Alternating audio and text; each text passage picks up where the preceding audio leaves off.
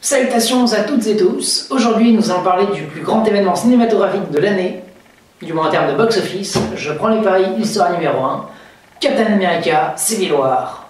Alors, avant de commencer la critique, je vais un peu revenir sur les précédentes phases du Marvel Cinematic Universe. Et si vous voulez voir directement la critique de Civil War, vous pouvez cliquer sur ce lien et vous rendre à cette timeline.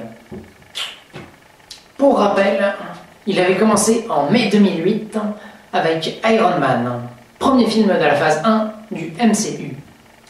Film fun et dynamique, bourré d'action et avec un Iron Man inoubliable interprété par un très grand Robert Downey Jr. Je le classe à 3,5. S'en est suivi le mois suivant, dès juin 2008, l'incroyable Hulk, tentant de faire oublier le navet sorti quelques années plus tôt.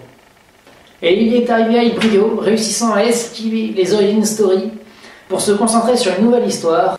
Et grâce à quelques années supplémentaires d'innovation technique, le film est très réussi visuellement, avec un combat final inoubliable, et aussi, je lui donne 3,5. Pas de film en 2009, mais en mai 2010, c'est Iron Man qui revient. Seul véritable succès au box-office, puisque l'incroyable Hulk a été très décevant. Iron Man 2 nous revient toujours avec une histoire un peu faiblarde, avec un méchant russe très stéréotypé.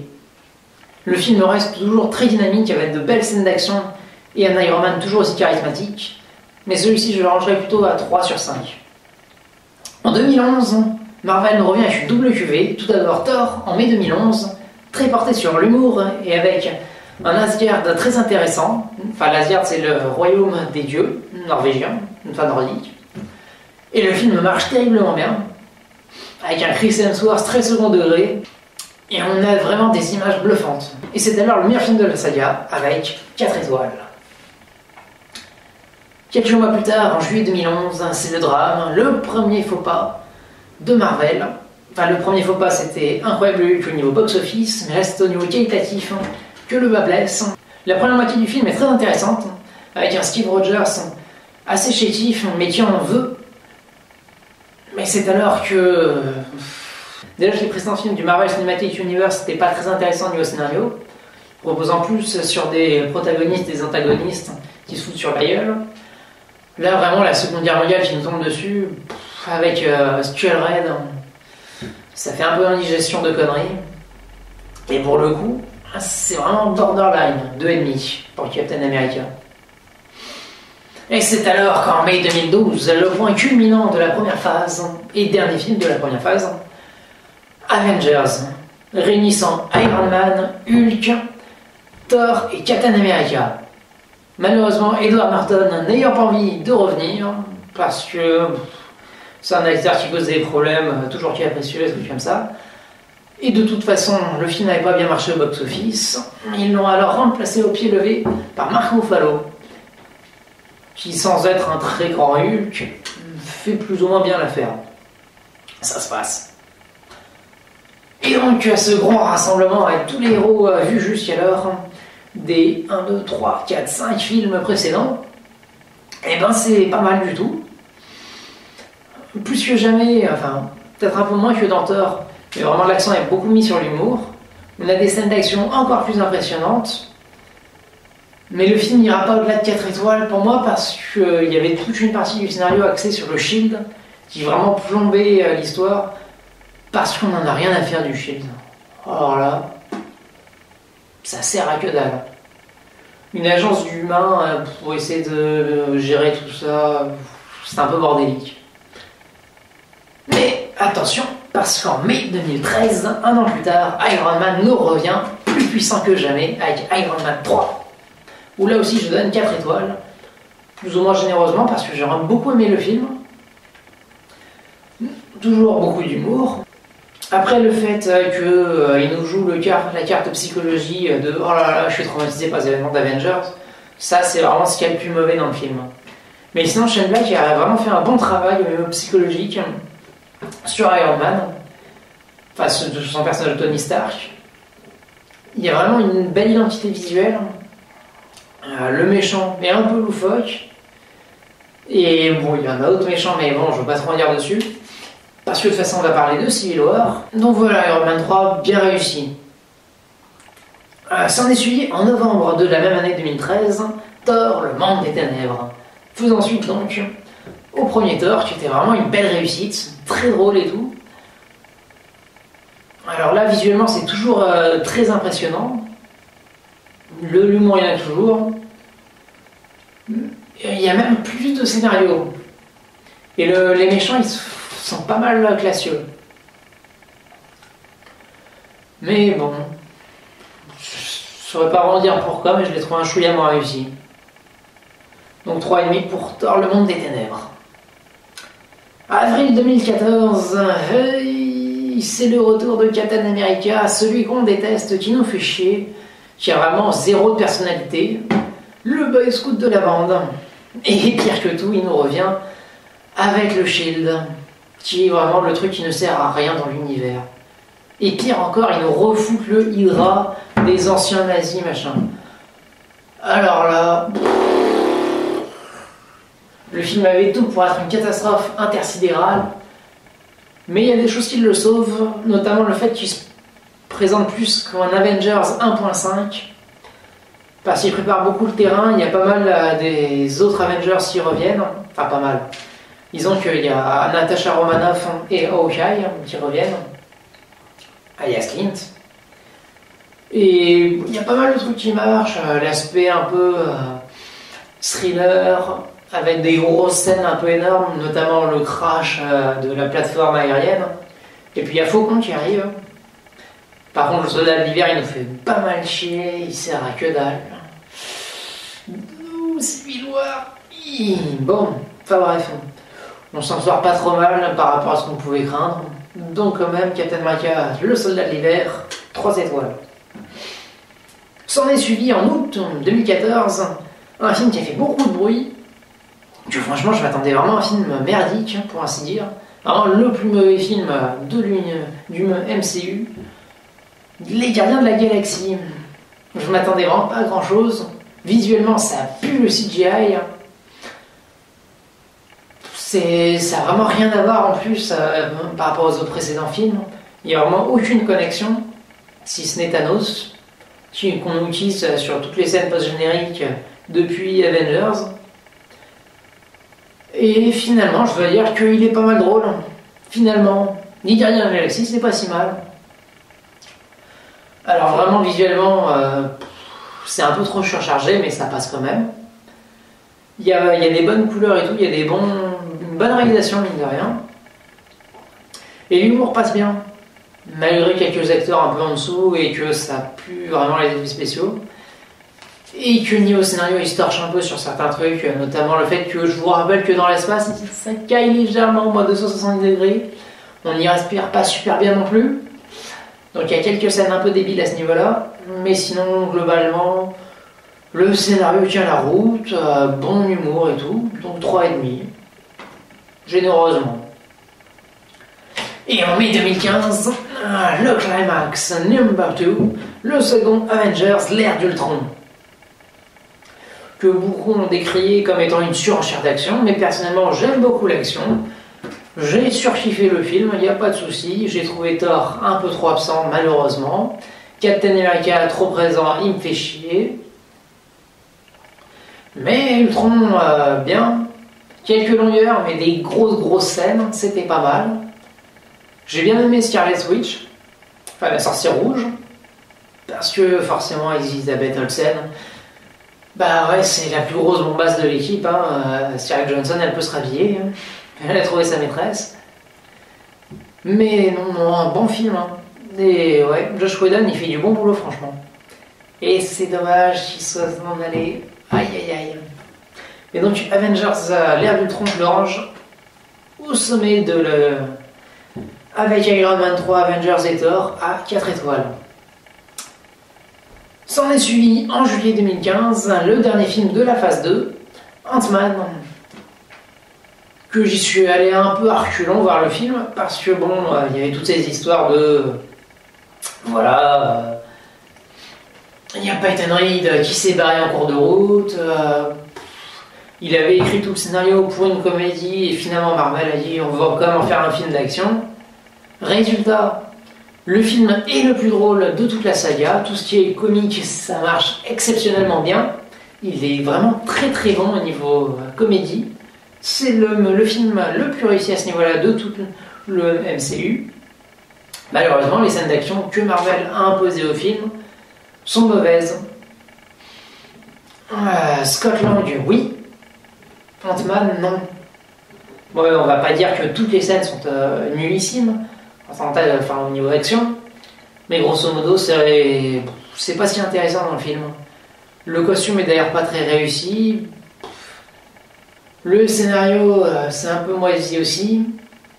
Mais sinon, l'humour rattrape tout. Heureusement, on se marre bien, on se fait plaisir. 3,5. Donc voilà pour ce que je pense du MCU des 2 premières phases. Et donc avec Captain America Civil War, on attaque la phase numéro 3. Avec un film qu'on se demande pourquoi il s'appelle Captain America. Déjà pour commencer. Parce que Captain America, il est principal. Hein, mais ça peut tout aussi bien s'appeler Captain America versus Iron Man. Ou alors Avengers, Civil War. Franchement, pourquoi Captain America? Ici, ils sont tous. Il manque juste Hulk et Thor. On ne sait pas bien pourquoi d'ailleurs. Ils nous disent tous ouais, c'est expliqué dans le film, non? Enfin, il pourrait y être, quoi. Franchement, je vois pas question pêche. Et bon, je vais dire directement, ouais, Civil War, j'aime bien. Franchement, il est pas mal. Mais je m'attendais à mieux. Déjà par rapport aux comics. Parce que pour rappel, dans les comics, le Civil War, c'est un arc qui se passe sur plusieurs comics. Et le principe, c'est que c'est un peu comme dans le film, au niveau de départ. C'est-à-dire que genre il y a eu un incident qui fait qu'il y a eu des dommages collatéraux et les gouvernements mondiaux disent stop, ça suffit des Avengers, faut qu'on vous contrôle d'une manière ou d'une autre, faut signer un traité pour dire que voilà, disons que ils vont créer une charte pour dire voilà où sont les limites de vos actions. Bon, jusque-là, aucun problème. Mais d'autant plus parce que ce qui justifie le tout du conflit dans les comics, c'est que le gouvernement implique aussi le fichage de tous les super-héros. Ce qui fait que ils sont obligés de révéler leur identité. Alors dans le comics, c'est... bon, Iron Man, il s'était déjà révélé, mais du coup, s'ils vont le rejoindre, c'est Spider-Man, donc c'est Peter Parker qui va se révéler en disant qu'il est Spider-Man, et Mister Fantastique, des 4 Fantastiques. Bon, pour rappel, l'espèce de... Si, il y avait des bonnes idées, mais c'est quand même un peu vautré, tant qualitativement que box-office, les 4 Fantastiques, mais ça, c'était la Fox qui avait fait ça. Donc c'est pour ça que, comme ils appartenaient à la Fox, ils n'ont pas pu mettre les 4 Fantastiques dans Civil War. Bon, Spider-Man appartenait à Sony, mais Sony s'est encore une fois planté avec les Amazing Spider-Man. Ils n'étaient pas mauvais, personnellement, je trouvais, mais bon, pour eux, c'était pas suffisant box-office. Alors, si soit-il, 700 millions de dollars, c'est quand même pas dégueulasse, faut pas déconner. Mais ils les ont revendus à Marvel, qui du coup les inclut dedans, il n'y a pas de souci. La Fox s'est aussi plantée avec les 4 Fantastiques, qui les a redonnés à Marvel. Mais par contre, je sais pas pourquoi ils l'ont pas inclus. C'est peut-être que faut attendre, mais je sais qu'il y a un film prévu pour 2020. Enfin bref, ils sont pas dedans. Tout ça pour dire que dans le comics, le fait qu'ils doivent dévoiler leur identité, ça faisait que du coup, forcément, il y en avait qui n'avaient pas trop envie de se dévoiler par rapport au danger qu'ils faisaient courir à leurs proches. D'où la confrontation entre les deux camps, ceux qui veulent se révéler et ceux qui disent que non, c'est pas possible, on ne peut pas se révéler comme ça et exploser tout le monde, c'est n'importe quoi. Alors que là, dans le film, le seul truc qui fait débat, c'est... il n'y a rien. Non, que dalle. Il y a Captain America qui veut sauver son pote Bucky, le soldat de l'hiver, parce qu'il y a un complot orchestré par Daniel Brühl, l'acteur, enfin pas son personnage, incarné par l'acteur, une espèce de russe, mais je veux pas trop en dire, pour pas vous spoiler. Mais donc, mis à part le fait qu'il y a Black Panther qui veut lui faire sabot parce qu'il a bu... Enfin, non, je vais pas trop lire. Mais donc, mis à part le fait qu'il y ait Captain America qui veut le protéger, Bucky, alias le soldat de l'hiver, il n'y a pas trop d'enjeux, et on comprend pas pourquoi ça crée des camps. Parce que oui, forcément, il faut s'imposer des limites, même en tant que super-héros, quoi. Il n'y a pas de raison à un débat pareil. Surtout le fait qu'ils se foutent sur la gueule. On avait beaucoup reproché à Batman versus Superman de faire un combat entre les deux, un combat de gladiateurs complètement arbitraire. Là, pour le coup, c'est quasiment encore plus arbitraire. Donc c'est pour ça qu'au niveau scénario, Captain America Civil War déçoit largement. Après, ce qui fait que c'est toujours un très bon film, c'est que c'est quasiment un Avengers. On retrouve quasiment tout le monde. Donc encore une fois, l'exception de Thor et Hulk. Donc du coup, on se retrouve avec vraiment toute la bande. C'est classe. Et pour la toute première fois, il y a Ant-Man qui arrive. Bon, Ant-Man, on s'en fout complètement. Mais il est super drôle comme personnage. Ça, c'est bien. Et c'est un bien meilleur héros, ce coup-ci. Il est presque à sa place. Enfin, beaucoup plus que Hawkeye ou Natasha Romanoff, la veuve noire. Qui, eux, pour le coup, ont aucun pouvoir et servent à rien. Mais on a surtout deux nouveaux arrivés qui redynamisent le tout et relancent l'intérêt de manière vraiment significative. C'est Black Panther. Alors lui, on aura un film prévu sur lui en février 2018. Donc là, pour l'instant, ils l'ont juste un peu introduit vite fait. Mais son personnage est vachement intéressant. On ne sait pas encore s'il a des super pouvoirs. Il semblerait qu'il soit un petit peu plus balèze que la moyenne. Mais c'est surtout qu'il maîtrise la capoeira et des trucs comme ça. Il a une façon de se battre originale, qui est franchement pas mal. Il a un costume aussi blindé, ou je sais pas... Enfin, il résiste aux impacts de balles, des trucs comme ça. Il paraît qu'il serait un vibranium, son costume, un peu comme le bouclier de Captain America. Ce qui fait déjà que c'est pas mal comme pouvoir. Et donc, non seulement, au niveau du super-héros, il est plutôt classe, sa façon de battre son costume, qui est vachement bien au niveau design, mais le personnage aussi incarné par Chadwick Boseman est intéressant au niveau l'humain hors de son super-héros. On avait Captain America qui était le boss foot, vraiment droit dans ses baskets, mais pas vraiment de personnalité derrière, alors que là, on a vraiment quelqu'un qui est droit, mais par conviction, parce que c'est un prince, le prince du Wakanda, et il a toute une lignée derrière lui. Il n'a pas que sa responsabilité de soldat, il a aussi sa responsabilité de roi, enfin de roi, de prince, sans trop vous en dire. Attention. Donc vraiment, c'est un personnage intéressant.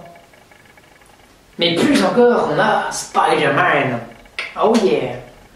Ça fait le troisième interprète en l'espace de 15 ans. Overdose.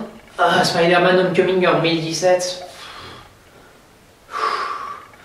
Il n'y a pas intérêt qu'ils nous refassent encore une troisième fois les origin story, parce que là, il y en aura marre de chez marre. Mais sinon, ouais, franchement, c'est un très bon Spider-Man. Tom Holland a une sale gueule, il s'est fait enlever sa verrue, heureusement, mais il a quand même une sale gueule. Mais sinon, ouais, il est sympa. C'est le plus jeune Spider-Man qu'on ait eu jusqu'alors. Il est vraiment dynamique, il est probablement beaucoup plus fort que les précédents Spider-Man, dans le sens où c'est un mélange des deux. Dans le premier, c'était que des super pouvoirs. Dans le deuxième, c'était des super pouvoirs, mais mélangés à de la technologie. Là, apparemment, c'est encore de la technologie, mais il a aussi des super pouvoirs. Il est vachement balèze. Niveau puissance, il est capable de soulever beaucoup plus que les deux premiers Spider-Man. Donc déjà, niveau super-héros, il est beaucoup plus balèze. Mais en plus, il est vachement drôle. Parce que bon, c'est le petit dernier de la bande, c'est le gars un peu gaffeur et trucs comme ça. Et il joue beaucoup dessus. Ce qui fait que non seulement il est balèze, mais en plus il est marrant. Du coup, ouais, il a bien sa place dans la bande. Et ça fait vraiment bizarre parce qu'on est habitué, quoi. On l'a vu 5 fois. Spider-Man, il y a eu 5 films sur lui. Les films de Sam Raimi ont vraiment marqué le paysage cinématographique. Ils n'étaient pas extraordinaires, ces 3 films. Mais il a vraiment su imposer une charte visuelle extraordinaire. Et il a vraiment iconisé bien comme il faut son personnage de Spider-Man. Ce qui fait que dans l'imaginaire collectif, Spider-Man, c'est l'un des 3 plus grands super-héros avec Batman et Superman, quoi. Alors, pourquoi est-ce qu'ils sont plantés? Mais donc le fait qu'il y ait Spider-Man dans les Avengers, c'est vraiment extraordinaire. Alors rajouter Spider-Man, Black Panther qui est vraiment extraordinaire en charisme aussi, avec l'arrivée de Ant-Man, ça fait plein de choses qui rendent vraiment cette réunion bien. Mais après du coup on a tout ce qui est l'aspect scénario qui déçoit fortement.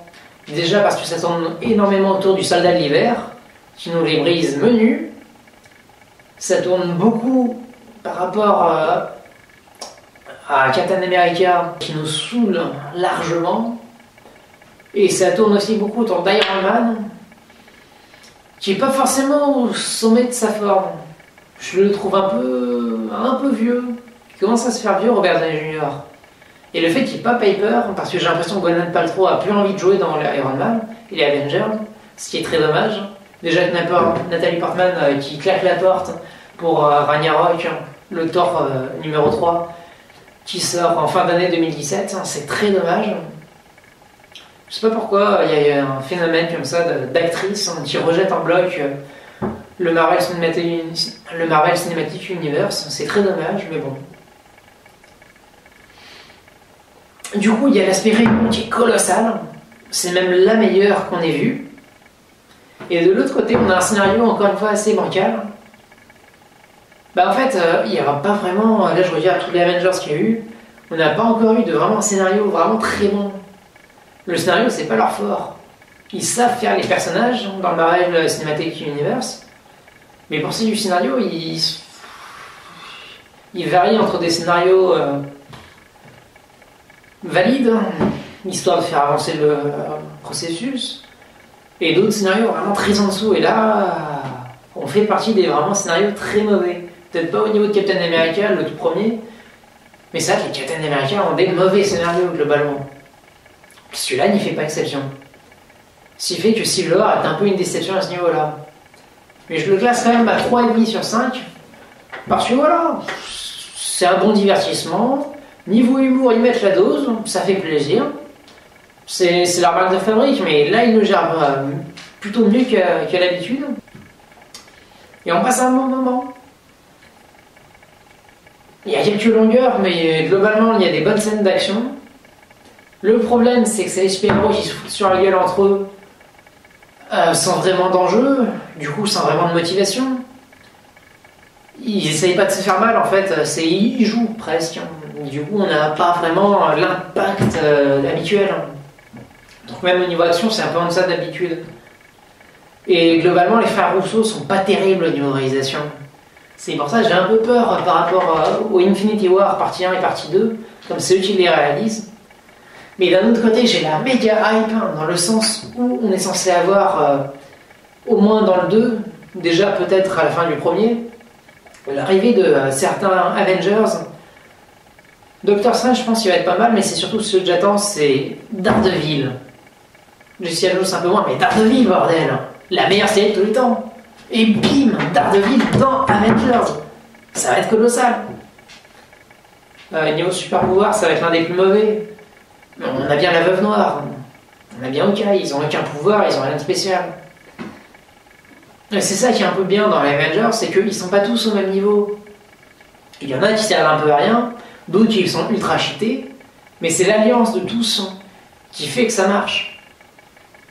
Donc le fait de mettre des personnes qui sont pas forcément au niveau comme Daredevil, mais qui ont leur personnalité et leur charisme, ça fait qu'on s'y attache encore plus.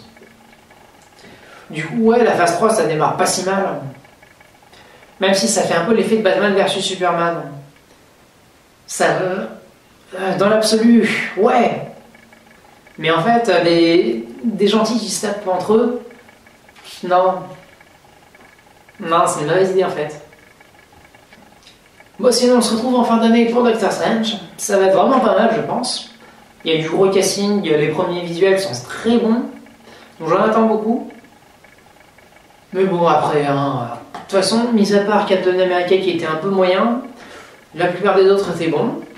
Voire très bons pour Thor, Avengers 1 et 2, Iron Man 3.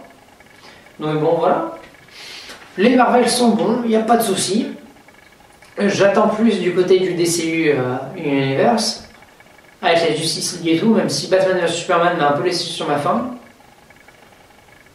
Mais sinon, le monde des super-héros m'a l'air d'être parti pour continuer encore une bonne décennie. Il y en a beaucoup qui disent que ça va s'arrêter, mais j'y crois pas une seule seconde. Surtout quand je vois comment ça fait salle blindée à chaque fois. Donc voilà. Mais il n'y a pas que les super-héros dans la vie, il y a plein de movies qui nous attendent au cinéma. On a notamment le mois prochain Camping 3. Mais putain, mais qu'est-ce qu'il fout Fabien? Fabien, Toniante! Arrête le cinéma, bordel! C'est plus possible! T'es nul à chier! Faut te rendre compte au bout d'un moment! Faudrait même pas mettre de bande-annonce avec Camping 3, mais... Niveau... Aïe aïe aïe aïe aïe aïe! Qu'est-ce que ça va être une dope ce truc? Nom de Dieu! Mais je vais quand même le voir. Les Visiteurs 3, je l'ai pas osé, mais Camping 3, s'il n'y a rien d'autre, non, je vais pas le voir.